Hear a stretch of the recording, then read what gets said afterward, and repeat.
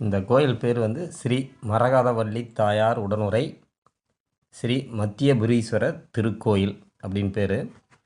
இந்த கோயில் வந்து ஈரோடு மாவட்டம் கொங்கு நாட்டு தலங்களில் பிரசித்தி பெற்ற ஆலயம் இது.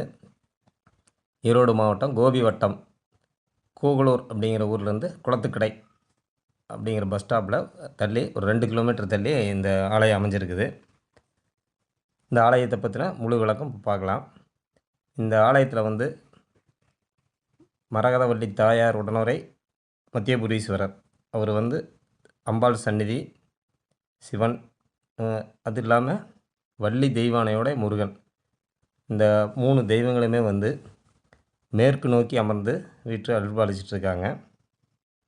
இதில் முக்கியமாக வந்து இந்த மரகதவள்ளி தாயார் அவங்க சன்னதியில் வந்து ஸ்ரீ சக்கரம் இருக்குது.